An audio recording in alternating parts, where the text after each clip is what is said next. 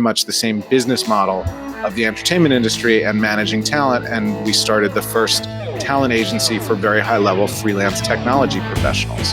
And that is really where this sort of all goes back to and began. Awesome. So, welcome, Michael, Solomon, on the podcast.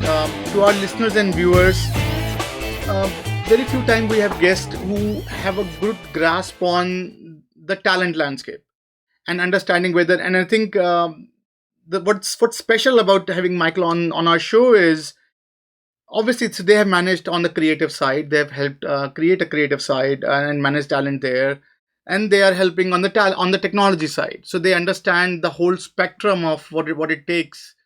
So welcome to the show, Michael. It's my pleasure to be here. And what I didn't fully mention in my brief introduction is not only did we go from managing musical talent to tech talent, but along the way we started working with directors. We've never worked with athletes, but we also work with music producers and music writers.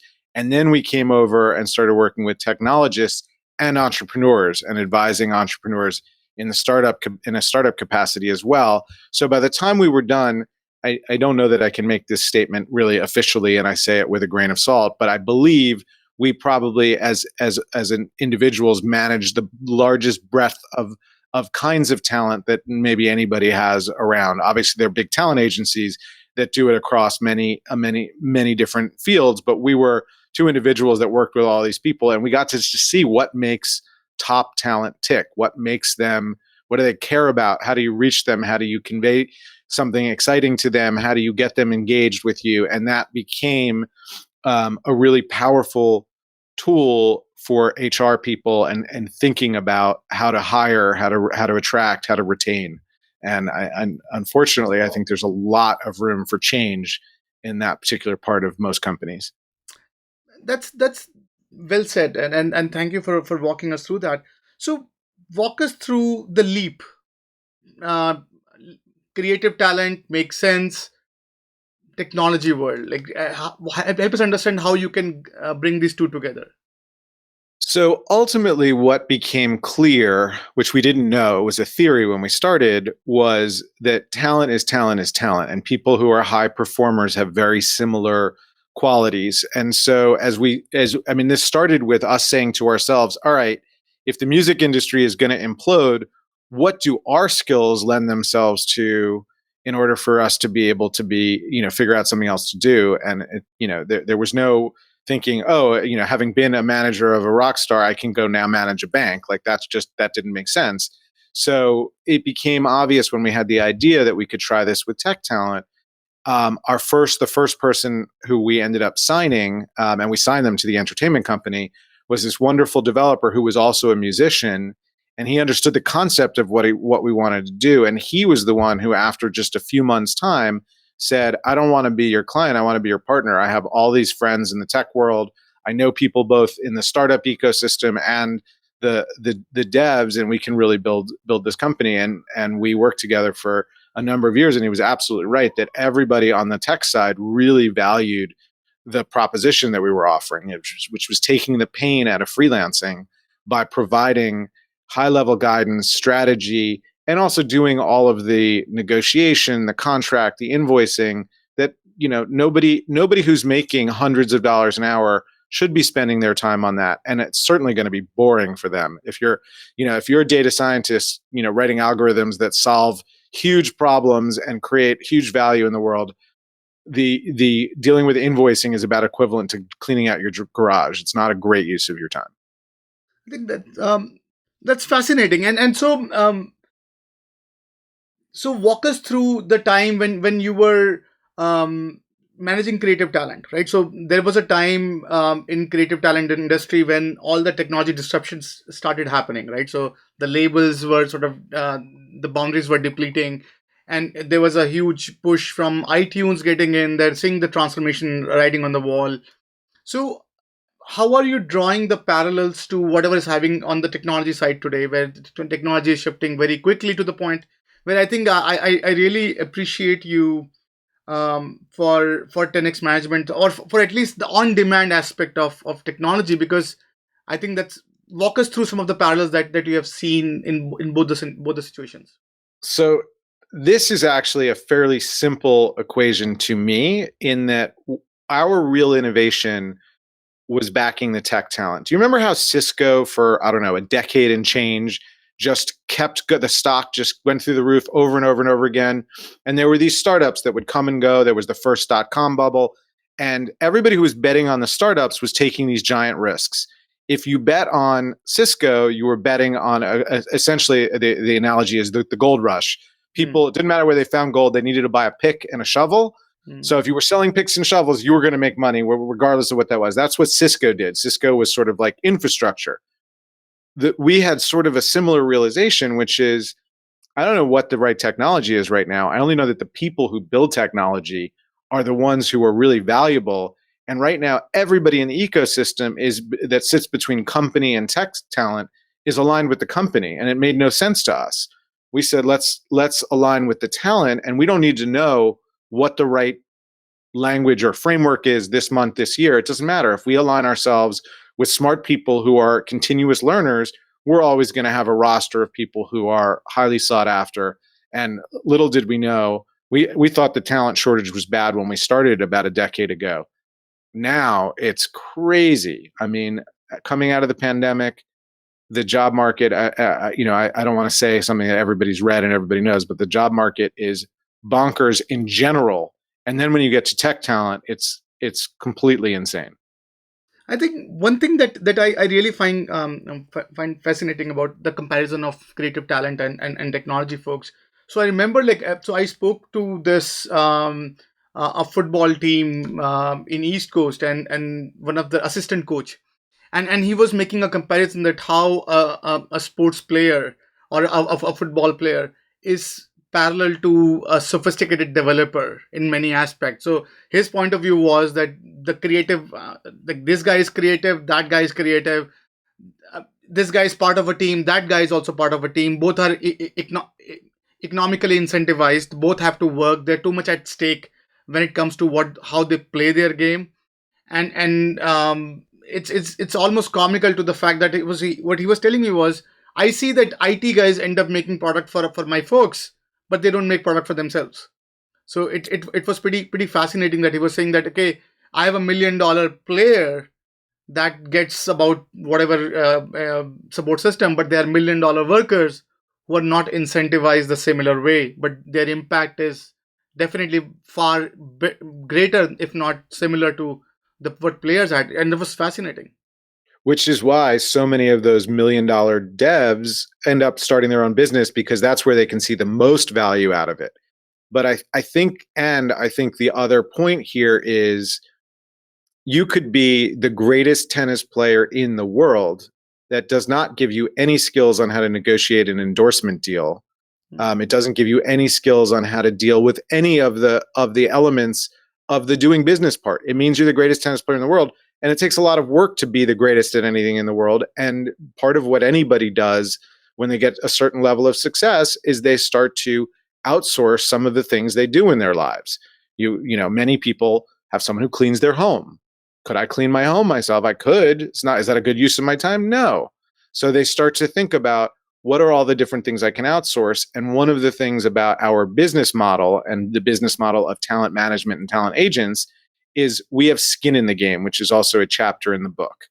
So it's not just enough that they can outsource cutting the deal with Nike for Roger Federer. That may not be an actual pair, but I'm using those illustratively. Right. They can bring in somebody, and rather than just paying somebody, they want to bring in somebody who's got skin in the game, who they know is aligned with them. And every deal in my entire career that we negotiate on behalf of a client, whether it's a musician, an entrepreneur, a tech talent, a director, any of them, it's always commission based. So they always know, they have a much higher degree of trust that our interests are aligned and that what we recommend is beneficial to them, because in order for it to be beneficial for us, it's got to be beneficial to them. I think so. You're picking a very interesting point, and to a certain degree, it's very philosophical on how the development world is laid out today, right? So I think you're picking on a very interesting idea that most of us, and in fact everyone who's employed today, they know very limited when it comes to finding a gainfully employment, right? So that's not their forte. In fact, if you ask anyone how to write a resume, most of them get inspiration from somewhere else. So it's very difficult to see if that accurately represents someone when it comes to even writing on their one page ad that this then they send out. So from your vantage point, when you see um, um, the volume of these people, the volume of developers that are out there today, that are negotiating themselves without even knowing what negotiation means in many aspects, and they are wonderful coders when it comes to their craft. They exactly know what to do, because I think in creative side there is a perception of there'll be a manager, there'll be an ecosystem supporting the talent, and talent job is to make sure the talent is top notch, right? Right. On the development world, it's not very common to imagine an ecosystem that is empowering. In fact, I had this conversation with a lot of career coaches that the very aspect of coach is like a stigma that, okay, very few elites will get, but whatever, but the very mere of touching a talent would give like enormous incentive to the company and the talent. So from your vantage point, what do you think is a solution? So will this be scalable? Like how do you think that a tech talent would be addressed, or they can have the support system supporting them? So I think it's really interesting. It's a really interesting question because if we look at the world and how the world broke out, and let's use music as an example. So you have the top performers in music who get agents and managers who have commissioned people who look after them and work all day to make their career go well because they have a piece of action. And then you have that's a very small Hmm. top class. We'll call those the, you know, 0.1 percenters. Hmm. Then you have a huge middle class of musicians who play in hotels or record in studios. And you know what they ended up getting over time? None of this all started out. They didn't get agents and Hmm. managers. Some of them did, but mostly what they got was a union. Hmm. And I think that at some moment we may see for the middle class of developers a union. And then I think the upper, and I don't think in technology, I don't think the upper class is going to be this 0.1%. I think it might be the top 5 or 10%, but there's going to be a middle class that is not going to have representation. But I think that there's still going to become other ways for them to get some of the benefits of that, both digital tools. Even now, there's tools that help people find out about data about job offers so that they can start to compare and contrast. And those are really helpful that didn't exist a number of years ago. And ultimately, and it's funny that you brought up coaching because in Game Changer we interview two founders of a coaching business that we advise called A Plan Coaching, and so much of what we get into, I mean, that company is geared around not having coaching being just for that top 1%, Hmm. but making it affordable so it's for everybody else. And I think that one of the things that we hope to see is that as we move toward democratizing some of these elements, we can see rather than only the C-suite getting coaching, we can see that middle management can now have coaching so that they can be bettering their game. And this is also a retention tool for that matter, a recruiting tool. Come to my company and we give you a weekly coaching session with a professional coach, whereas you go to another company and they don't offer that. And that, for the top performers, because what they want, the reason they're top performers is they're constantly optimizing themselves and working on getting better. So the more tools you give them to be able to advance that, the happier they're going to be.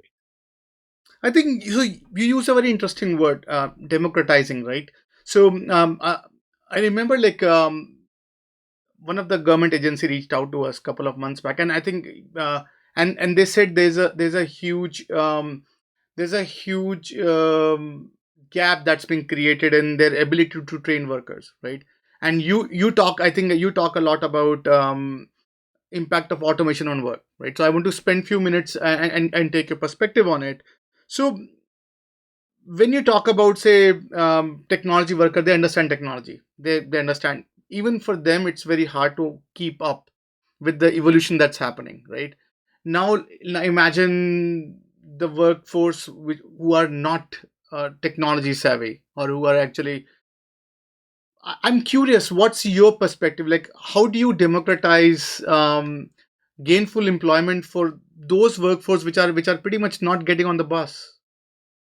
I'm really glad you brought it up. It's a topic that I care deeply about, and I've lost.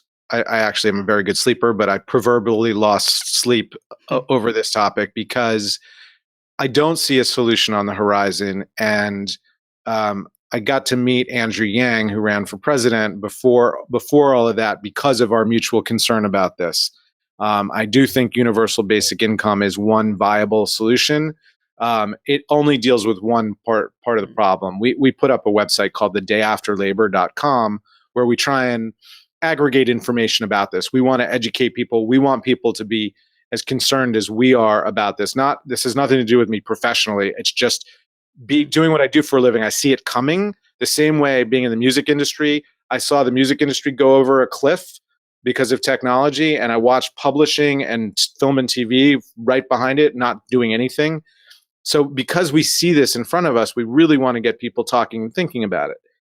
Universal basic income, UBI, is one potential solution, but what happened during COVID, which is catastrophic, and I will quote Andrew on this next line, is we had 10 years of change in 10 weeks. So, and we're seeing it now. So you've got competing forces. I want people to have a living wage. I love the idea of a higher national minimum wage, or I prefer it to be localized based on cost of living, but we'll leave that alone for the moment. The problem is, as soon as you say to, I'll use them as an example, McDonald's, you need to pay people $15 an hour. McDonald's is going to lay off a massive number of people. It's happening already, but we will accelerate it very quickly. And everybody who's taken off their mask or put their mask on and gone out to a restaurant has seen that you now rarely get a menu. You get a QR code. You look at the menu on your device, and a lot of restaurants still have somebody coming to take your order, but really the person who's taking your order is looking at their device and hitting the things on the menu, and it's just going into the kitchen. There is no reason I couldn't choose the things myself. And if you play this out, McDonald's just bought an AI that does the drive-through. I mean, they didn't. I don't think it's deployed everywhere yet, but where you're going to be talking to a computer to take your order, and that order is going to send it right to the kitchen, and they'll get the food ready. When you play these things out, when I walk into a McDonald's or a fast food place and I walk up to the counter and I order my food, somebody there hits a touch screen with pictures of my food. They're just going to turn that kiosk around, and I'm going to do it myself. And you play this out across industries and then self-driving vehicles, and you just start to see there's just not going to be enough labor available, or enough jobs available for our labor force. And that's really challenging.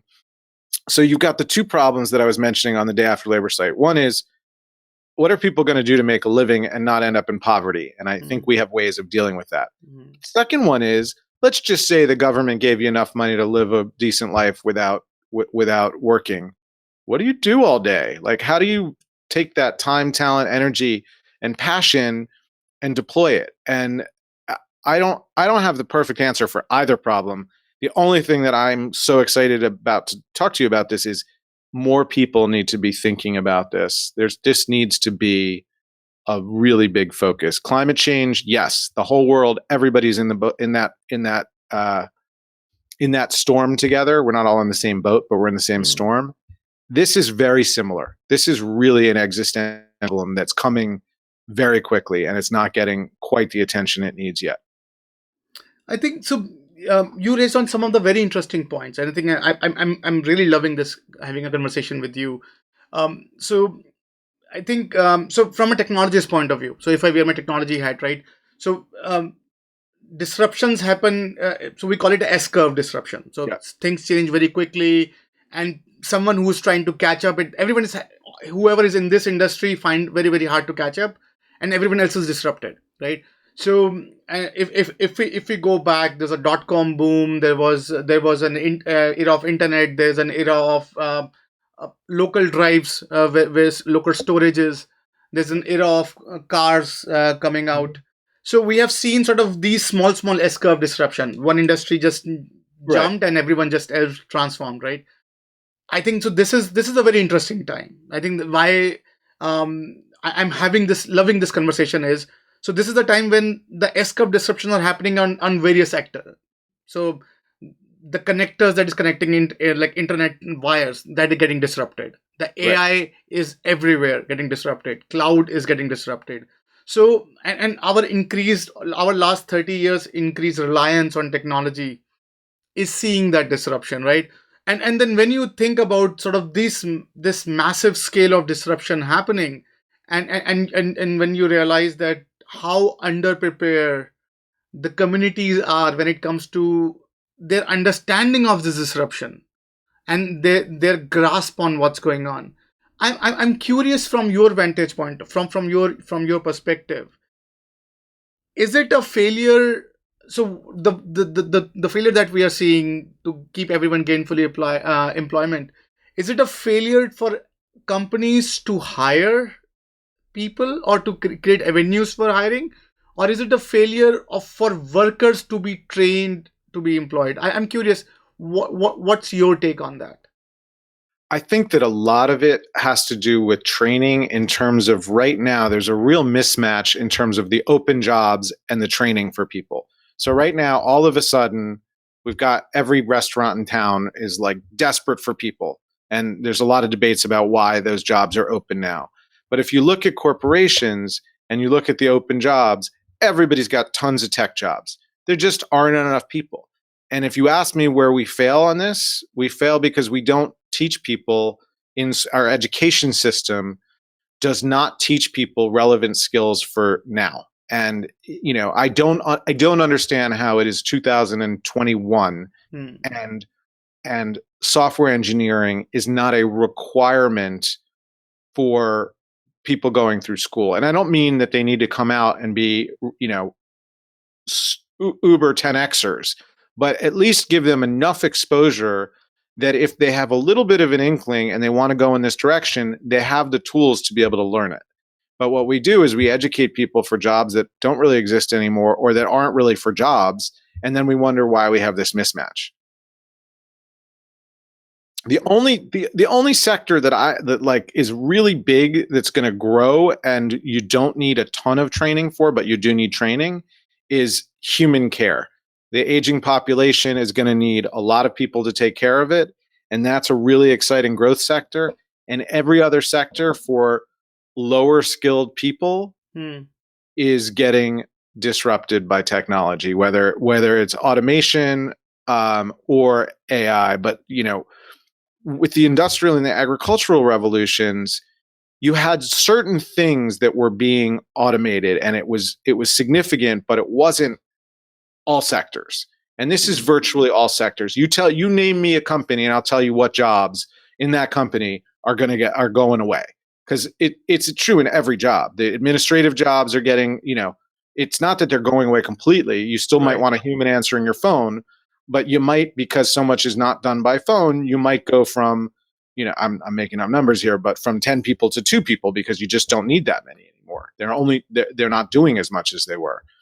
It's going to be really tough. This is going to be a very, very, very dark period. And I do think that some of the political gyrations we went through over the last year and the unrest and the dissatisfaction is directly linked to this. But I think that's a pretty fair statement to say, and I think that's why I definitely commend you for the day after labor initiative. I think that's because the more people are talking about it, and I think one of the thing why Andrew Young was such a breath of fresh air when he came back, because I think as a technologist you get when you hear about talking points from bureaucrats, right? Because many of the community, they have access to broader community, who are listening to those bureaucrats, right? Or those politicians, and when you hear from them and you're not hearing the word automation and disruption, you get a bit nervous, right? Because it's getting disrupted, and it's not because of policy, it's not because a factory should open one more factory in locally and hire a few more people. It's the Yep. very underlying tenet of how they will function when they will open. that But itself is being those were the disrupted. headlines that we were hearing. Is like, oh, a new plant is opening somewhere. Right. Great, that's wonderful. That's not the problem. And realistically, in this country, we're never going to compete for cheap labor. Like it's just not. We're too we're lucky in that we're too spoiled. People don't want to work 14 hours a day for $2 an hour. And I don't blame them, and I hate the fact that there are people in other countries who are forced to do that. But we're just never going to be able to compete with that. That ship sailed, and we will be able to compete on manufacturing because we will automate it. I think it was funny. So I was talking to one of the futurists, and I'm curious to know your perspective. So he said, Vishal, you know what? Future would not be of chefs, but soupreneurs and sandwichpreneurs, right? So he was seeing the writing on the wall that we would not be seeking us a chef to make us food. We Right. would be looking for sandwichpreneurs and souppreneurs to. So you will be really good at your one craft, and somehow the ecosystem would support you. And I think you, in a way, you are supporting ecosystems, whether it comes to artists, whether it comes to developers, or tech talent. I'm curious, what's your take? Like, would you think, would you agree to this perspective, and what's your take on that? I mean, I think we see hyper specialization going on, and ultimately, everybody is gearing how our economy works around the preference of the consumer and the ease of things for the consumer. So if we look at the changes in the last year, food delivery is not a new thing. You could order a pizza 30 years ago, but now you can order anything. For places that don't deliver all of a sudden are able to deliver, and you can get anything you want almost universally within a very short period of time.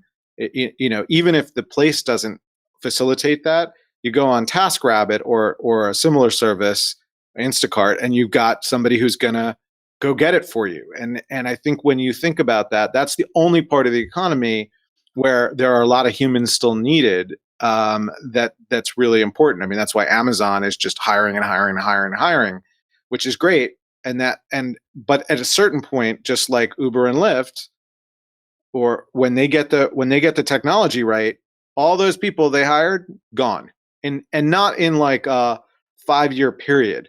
Once the self-driving cars are sufficiently safe, it's so much cheaper than having to deal with drivers. They're going to convert very quickly.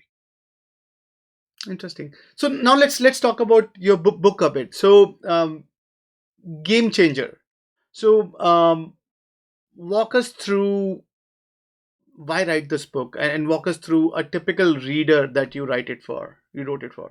So when we set out to do this, what we really wanted to do was share what we saw across all these different industries and what are the common things that top talent wants. And simultaneously, we can all be top talent, or we can all be good talent, and we can all be better talent. So the book is essentially broken into two halves. One is, how do you make your company more 10x, and how do you manage these people who are really 10x, and what are they looking for, and what do they care about, and how do you relate to them, and how do you give them what you want to both attract, hire, and retain them, and manage them. And then the second half of the book is flipping it around and saying, okay, now you know how to do that, but you're also talent. Each one of us is talent, and we need to think of ourselves that way. And the same things that they needed from you, you need from somebody else. And you have to start to be able to advocate for yourself in the right ways to be able to get that, so that you can continue to get better. So as a really easy example, a lot of 10Xers, most 10Xers really value feedback because they want to be getting better all the time. So if they're not doing something well, it may not feel great in the moment when you say, hey, could you do this a little bit differently next time? Because this wasn't a great way to do it.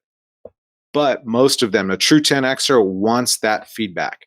They want to know it because they can improve once they have that information. So if you think about 10Xers as people who want feedback, and you want to be a 10Xer, or you want to be more 10X, even if you can never be a 10Xer, you now need to open yourself up to feedback. And that's a hard thing, but we actually have notes in there, like templates of how do you approach your boss if they're not giving you enough feedback? How do you talk to them about saying, A once a year performance review is lovely, but I would love to, have 20 minutes of your time once a month so that I can continuously be learning and seeing how I'm doing on improving things. And there's lots of that. I use that as one use case, but there's lots of examples of how people who have these qualities, what else goes along with them. So they're lifelong learners.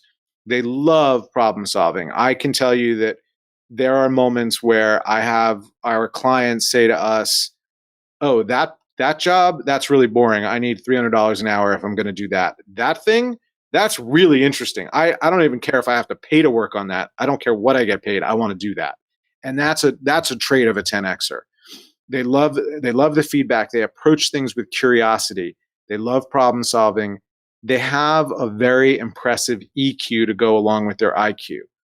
You can take the smartest person, the best developer in the world, and if they can't communicate well, they're of almost no use to me. And I think that for most companies, they're not. And you can also take somebody who's a very good developer, but not the best, who's a great communicator, and have successful engagement after engagement with them.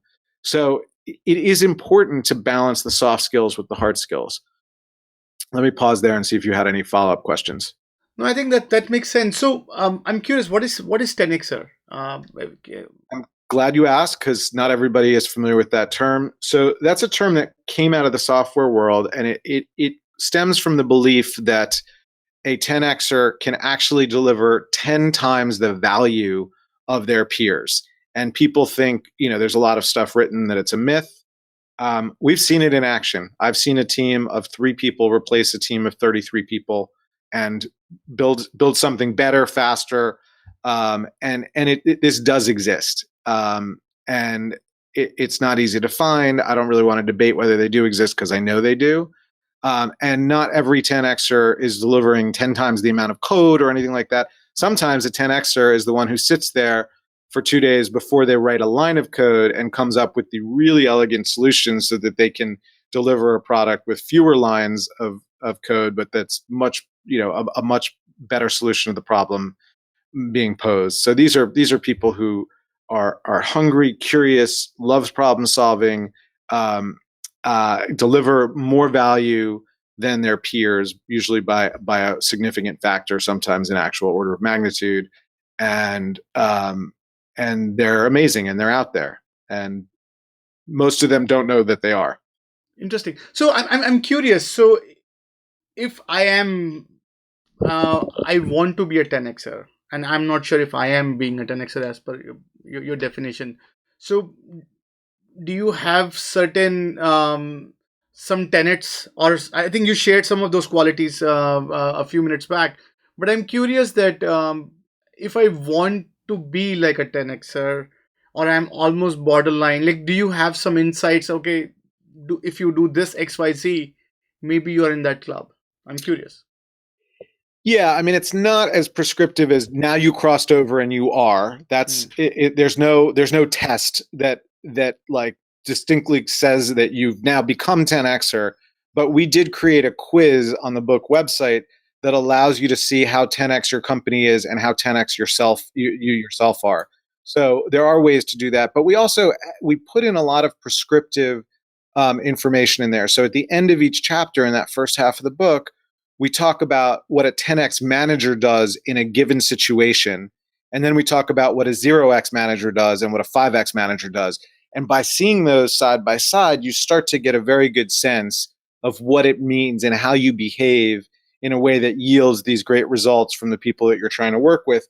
And by the way, that's making you more of a 10X manager. So I think we have a lot of very detailed prescriptive information on how to advance things. But one thing is never be defensive. That is not a trait of a 10Xer. Never, doesn't matter whether you were wrong, you were right, you had responsibility for it, you didn't. Approach it with curiosity. And there are moments where you still need to defend yourself if something is not being portrayed accurately. But just by starting out with, if somebody's like, well, what did you mean by that? It's like, oh, let me clarify. I'm sorry I didn't make it clear. Let me see if we can come to an understanding, because that approaching it with curiosity often, number one, it allows you to find, did you actually do something wrong? But it also brings down what would be otherwise, sort of escalating toward conflict. And I think, and one word, I was reading that book, and I think one word that came out was super visionaries. So I Yes. think we know visionaries, what we know what they are. I'm curious, what is super visionary? So when we talk about this concept of supervision, we have two elements of it. One is future vision and one is inner vision. So inner vision is much more about the manager being able to help the 10xer in this case see the things that they can't see for themselves. So there's this concept of Johari's window. Have you ever heard of that? Where there's four panes in the window, and in one pane is everything that you know about yourself and everybody else knows about you. In one pane, there's the things that you don't know about yourself and nobody knows about you. In one pane, there's the things that everybody knows about you and you know about yourself, like I have gray hair.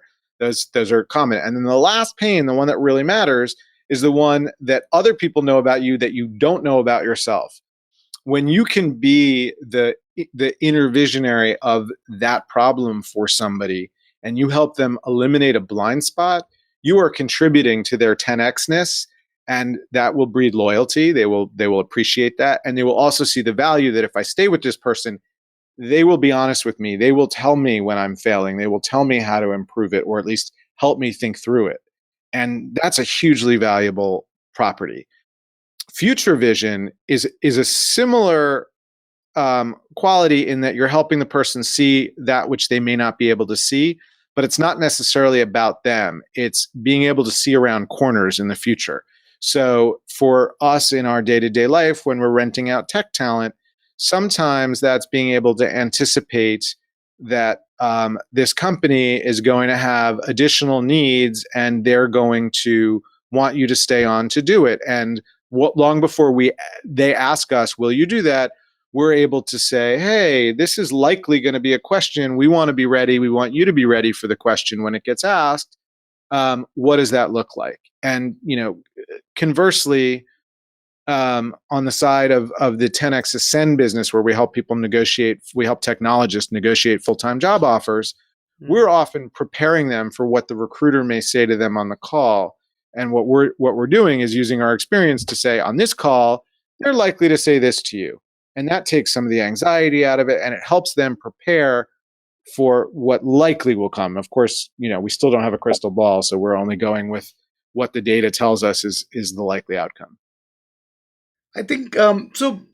Uh, Interesting word, by the way. And I think one thing that I really like is how it takes it takes a village, right, to perform for these visionaries to get created and sort of to empowered. And I think I totally agree with you. Surprising them with how to fix their problem is like the best gift anyone can get. So I think so, so there's one thought that is sort of coming to my mind when you were pitching that. So I spoke to one of the Fortune 10 companies chief learning officer, and I asked him a very simple question. I asked him, hey, what do you think of your workers? Are they something? Are they like a vase that you put on the side and they attract more people and to appreciate your house, or are they Kleenex? You take it out, get the job done. Once they're exhausted, throw them out, right? So, and I think the answer was not anyone would like to hear. But this particular gentleman says, okay, too many, they are like Kleenex of how the organization is shaping up. And then he put up a very interesting argument. He said, if you think about the aspect of on-demand talent, if you think about, and he's saying that as an executive, it is becoming really really hard for me to figure out who is in, who is out when it comes to the organizational success, right? So there's a temp talent pool that exists today. The freelancer pool is ever increasing in the numbers. So when you talk about, say, this idea of supervisionaries, when you talk about this idea of, okay, it takes a village, the manager needs to empower their workforce, and on the other side you see these temp workers or the army of temp workers, which are there. Many companies have increasing in that number of flexible workforce. I'm curious. How do you comprehend these two phenomena coming together? Well, I mean, I think that some of what you're talking about has to do with the quality of the people. I like to think that when our highly paid, very successful technologists go do an engagement, even though it's a freelance engagement, they do it very seriously and they care. And this is a big part of what we screen for, not just about doing what they've been asked to do. This is actually what I hear most from people who have had bad experiences and offshore experiences, but actually challenging and understanding the big picture problem that they're solving. Not just write this code that builds this widget, but we're trying to sell, these widgets to this group of people, and then they get to make suggestions, and more importantly, they get to push back on some bad ideas that may get presented along the way. So I don't, what I was going to throw back at you is, outside of the legal classification, what is the, as job tenure continues to fall, which it has, and it's, for certain age populations, it's down to like, I think, 16 months is average job tenure. When you think about that 16-month person versus a freelancer, what's really the difference? How loyal to the company do you think that that person is, who's your full-time employee versus your contractor? And I don't think there's a big difference. I think loyalty is much less determined by what your employment status is, and much more determined by how you're treated. And this is when we talk about the human elements of stuff, this is what gets me excited. And this is where management and HR is a little bit broken. And it's especially broken if you want to be dealing with 10Xers, because one of the things about 10Xers is they have choices. These are not people who have a shortage of job opportunities.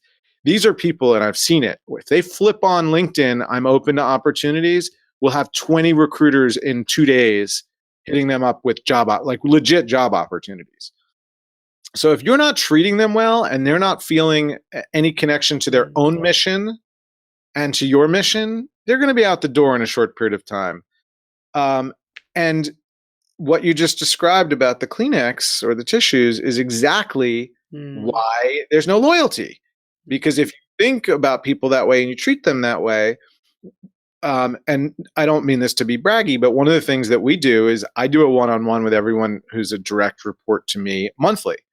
And in those one-on-ones, I am attempting to find out, what do you want to be learning that you're not learning? What are the skills you have we're not taking advantage of? What is where do you want to be going? Are you open to this kind of promotion or that kind of promotion? And in addition to getting feedback from them about how I'm doing, because that is an important important element, I understand that these are people. It's not their business. It's my business. It's my company. Like, it doesn't matter whether we give them some equity, whether you give them bonuses. It's not going to be theirs. So I have to make sure that they're getting the other rewards out of their career, both in the way that we treat them and in the way we think about them and what we understand. And in some instances, I sent an email this morning to somebody outside my company to try and see if I could get somebody who I quite like having in my company a job working for him, because it's time for her to go and do something different. I mean, would this guy who treats people like tissues do that? I don't think so. And I'll tell you what I believe about that is that while this person is looking for their next opportunity, which has gone on for a while because of the pandemic, they're not phoning it in for us, because they know that we care about them, and that makes a difference. Like, it really does. And by the way, that's the right thing to do regardless of whether you get better performance out of people. But if you want to be just pragmatic, you're going to get the best out of people when they know you have their backs. And one of the things we talk about in the book extensively is the third party effect. And this is actually going back to something else that you said, which is, not only are developers not necessarily good at advocating for themselves or negotiating, nobody's great. I shouldn't say nobody. Most people aren't great at negotiating for themselves. I am an excellent negotiator. I do it for a living. I don't want to negotiate for myself. I don't want to tell somebody how great I am. I want someone else to say that about me. I sound like an idiot when I say that. And the story I told about the gentleman who's our co-founder, he was horrible at negotiating for himself. When he came in as our first client, I got his rate, I don't know, 50% more in one moment. But as soon as he became an agent and was negotiating on behalf of other people, he was a better agent than I was. He was really aggressive. And that is part of what you need to do. So if you're at a company, if you're this guy who mentioned this tissue thing, maybe if you did the opposite, you'd get more out of them and they wouldn't be as disposable. We talk a lot in the book about the fact that these kinds of employees, these best of the best, they don't want to be a cog in the machine. They want to be mission critical. And there's something else that's really important. There may be people who are listening to this thinking, I can't afford these top 10x people. That's, I think, a misnomer, because if you appeal to the right sensibilities, you might be able to.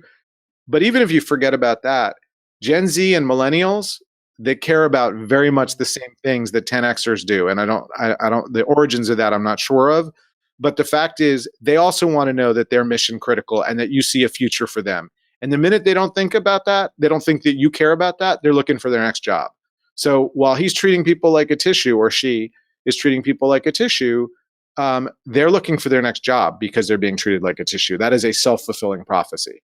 I think that's a very interesting point, and thank you for sharing your perspective on it. I think that's pretty fascinating, and you're tapping onto one other philosophical argument that I have about this whole idea of on demand, and so the very aspect of who is responsible for empowering a talent, right?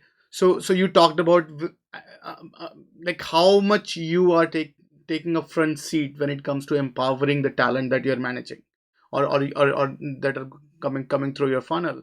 So from your vantage point, if you see however this freelance economy is improving, do you see more and more sort of responsibility shift from organizations to sort of this mid layer services that ensures that the quality and the quantity of the talent stays top notch when it comes to the I'm curious because I think so one argument why I say that is, so there's a huge interesting story that there was one gentleman who got fired from a company, and he was rated 5 years as a engineer of the year award. He got in a very big company, IT company, and he was let go. And I took his resume, I gave it to another company, and that company said this guy is obsolete. And this guy is a startup. This company is a startup now purchased by Apple. So it was pretty different. So, and he said this company where I was working, they treated me as the best, right? So should I sue the company that when they treat me at the best, why am I obsolete when it comes to the moment I come out, right? So who is responsible, because they were paying me, they want to make sure that I exist gainfully, and where is the ethical argument that who is responsible for a talent being top notch? So I'm curious, what's your take on it? So ultimately, I think the talent is responsible for keeping the talent's skills up to speed.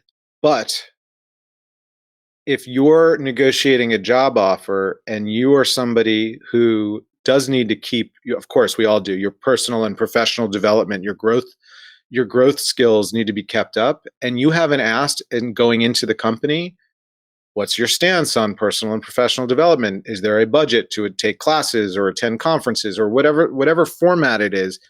That's on you. I mean, not everybody cares about that, but to look around and say, oh, they said I was great and now I'm not employable.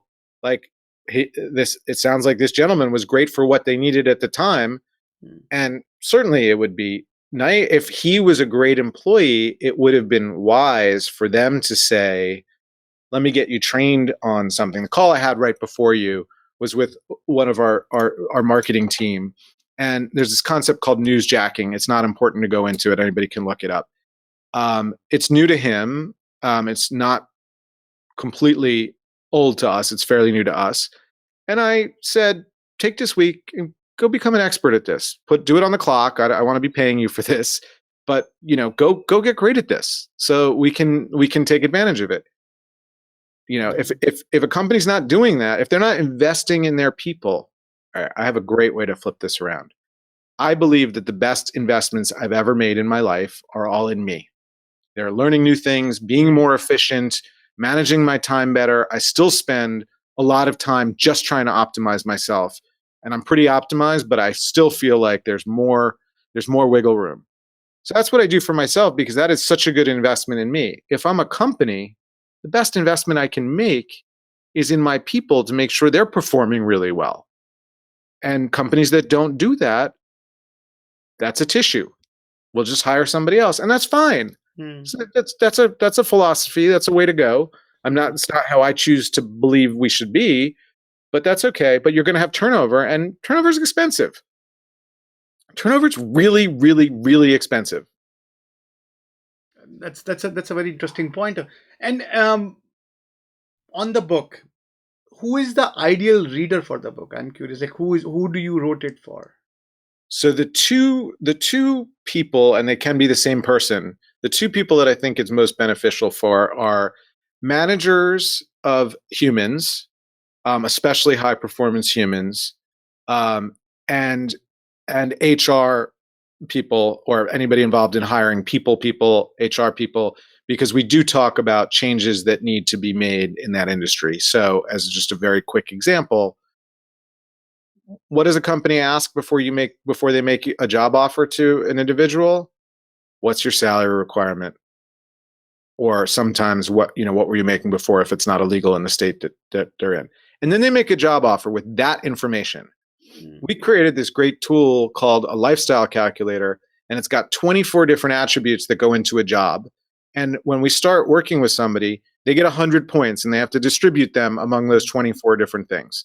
No two people fill it out the same, but by the time I'm going in to help them negotiate, I know what they care about.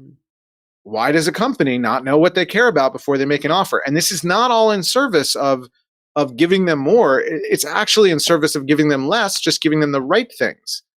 So anyway, that's one group of people, is management and HR. And then the second group is for any individual who is a high performer and wants to continue to become more and more of a high performer, and wants to learn, how do I find somebody in my life? We all agreed, or you and I agree, that you need a coach, a mentor, a rabbi, a priest, a manager, somebody who's going to be in your corner. Maybe they have skin in the game, but they're playing that supervision role where they're helping you see your blind spots. They're helping you look ahead and be strategic. And how do you get one if you don't have one? I mean, if you're a good singer, you might be able to get a manager. It's sort of a normal thing. If you're a really high level data scientist, that's not necessarily the easiest thing to do, but they exist, and there's ways to figure it out. And we even include a chart about, sort of the pros and cons of the different kinds of people you can have in that role. I think with that, thank you so much, Michael, for helping us understand the aspect of game changer, and helping us understand the talent landscape. Now we'll move to the next segment, and we call it rapid fire. So Yes. the goal is I'll share something, and then you, whatever comes to your mind, give out your answer. And then if you want to elaborate more, you can definitely elaborate more. But Okay. I think give something out, whatever comes Do to I your need to mind do first. some stretching before we start this? Is it that fast? Let's do that. So are we ready? Yeah. Awesome. So startups. Failure. Can I explain why I said that, Yeah. or do you just Yes. want? Yes. Okay. Absolutely. So one of the things that I love about the startup ecosystem is it celebrates failure, and most of the rest of the world outside of science sort of thinks this failure is a bad thing, and everybody in the startup technology world understands that failure is just the one step closer to success. Entrepreneurship. Um, Proactivity. Entrepreneurs can't be good. Entrepreneurs cannot be passive. You have to be going out and making things happen all the time. Failures. Was that failures? Yeah. Okay. Um,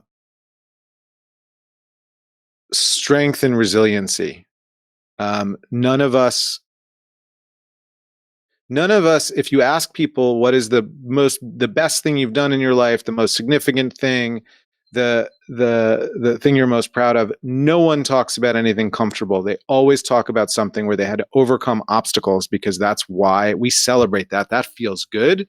And every time you're doing something that is like that, there are various degrees of failures along the way. So Growth. intentional. Growth can happen by itself, but growth and meaningful growth happens when one is really intentional and works toward it and makes a plan to have it happen.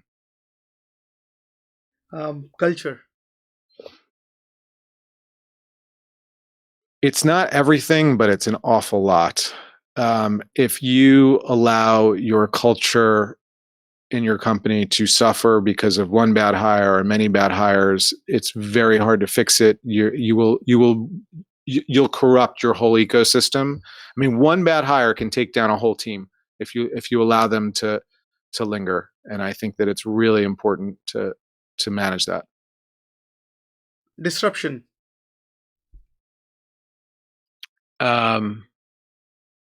It's awesome. I love continuous improvement, and when one disrupts and intermediates two parties, they're making things smoother and more frictionless. And we can talk about whether Uber and Lyft are good companies or not good companies, but they disrupted an industry that was ripe for disruption, and ultimately their product was and probably will be again much better for their consumers. Jobs of future. Not as many as we're going to need. That's going to really be a problem. And I really hope people, one of the pleas that we have on that website is that the best and the brightest start really taking on this problem. Mm-hmm. We've talked about the fact that 10Xers like hard problems. This is a really hard problem. Yeah. I think I definitely agree. I think we need as much of muscle power, or at least neuron power on this. Yes. Anyone who's yelling from the roof, they're understating it. So it's just, I don't know, like at one point I wanted to propose that all the major tech companies and maybe even beyond had to dedicate 20% of the time of their brightest people to work on this problem as a group, not because it's the right thing to do for society, but it's going to impact everyone. Can you imagine if 40% of the population doesn't have jobs, what life is going to be like? You think if you've got $1 billion, you're going to be living an enjoyable life when the world looks like that? I don't think so. Well, it's funny. So there was a professor, I think he's not there anymore now. Professor C.K. Prahlad, and he was telling that if there's a rich and poor gap keeps on increasing, there'll be an unrest, right? And then you have some tech people who are sort of employed and all, and then majority unemployed. It's just gonna make life miserable for everyone, regardless of wherever. So I think I totally agree with you. It's a societal issue. Again, you can have all the money in the world, and if you can't live a life where you can enjoy it, what good does it do you? So let's figure this out before the whole thing goes kaplooey. Fair point. Future of startups. Bright. I think it's very bright. I think that there are enough startups that succeed, and they also succeed so quickly and to scale that the oxygen for that fire, which is the venture capital investment, is going to continue to be there. I think that it's really a bright spot. Future of organizations. Radical evolution is coming and going to be needed, because there's so much that hasn't stayed up with the times. And we see it in the hiring process I just described. The procurement process is terrible. I mean, we have companies that want to do business with us, and it could be a very small, $100,000 engagement, and they want to work with us, and somebody there wants to do it, and then they have a 400-page document that we need to try and sign and negotiate and get through it, and that's a 9-month process. I mean, not because it's a 9-month process on our end. We move very quickly, but they've just got to figure this out. And it stands to, like, I understand it, that the reason that contract is 400 pages is because over the last 50 years, there have been lawsuits. And every time there's a lawsuit, they write in a new clause. Yeah. But you got to just pick and choose, at what point are we being so protective that we're hurting ourselves? Fair point. Game changer. 10xer. Awesome. Thank you for playing that. I do appreciate that. So now the tail end of the conversation. So we want to spend a few minutes on your journey. So we ask all of our guests to share some of the qualities that has helped them become what they have become. So what are some of your qualities that has helped you become what you are today? So I was definitely raised with a pretty significant work ethic from my parents and grandparents. So I think that was a good starting point. But ultimately, if I look back over my career, the things that I wish I had known when I was younger was the idea of radical prioritization. So partly because of that work ethic, when I was early on in my career, and this was before there were terms like data driven, I would do everything I could possibly do. And I wasn't always measuring whether it was successful. And I wasn't always, it was just, I wanted to get it all done. I wanted to do everything. And the truth is, what I've learned now, and I've got a little more wisdom than I did then, pick and choose, prioritize, do the things that matter, and also test everything. Because if you can't prove that it's working or not working, what good is it? You don't even know. And then the last thing, which I touched on already, is I've invested a lot of time and energy and some money in my own capabilities and my own skills. And it's more time, and it's, again, an openness, a curiosity. How can I save 10 seconds a day every day? Doesn't sound like a lot of time to save, but it adds up. How can I save 2 minutes a day? That actually gets to be a lot of time.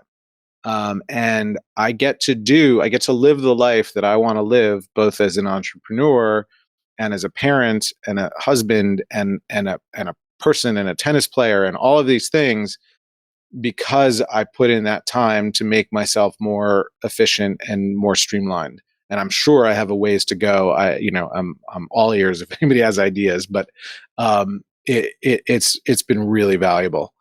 And then, as I said, every obstacle that's in front of you is an opportunity. My father has a sign on his desk that says "Trouble is opportunity," and I try and keep that in mind.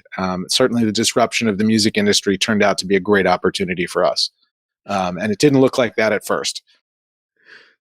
So that's awesome. So talk to us about some of your favorite reads, some of the books that have inspired you or you're reading. Anything you can share? Sure. So I've read quite a few books on positive psychology, which really helped me with the EQ side of life, emotional intelligence, and living better. And I learned to meditate and doing all kinds of things like that. There's a book recently that I read as it related to mental health of a member of my family, called The Anatomy of Peace, which is by the Arbinger Institute. And this is not a business book, but it gets into the concept of, when you see or treat people like an object, you have a heart of war. And when you see and treat them like a human being, you have a heart of peace. And this is something that needs to be brought into the business world much more. We need to treat each other as humans. We need to understand that there's a work-life balance. We need to understand that, it is in my estimation, it is much better to work to live than to live to work. And I like what I do. Don't get me wrong. This is not like I don't run away from doing my job, but there needs to be balance. And the truth is, we're always better. Working hard feels better when you also play hard, and playing hard feels better when you work hard. And creating that contrast in your life, I think, is crucially important. But that book really resonated with me, and that was a few months ago.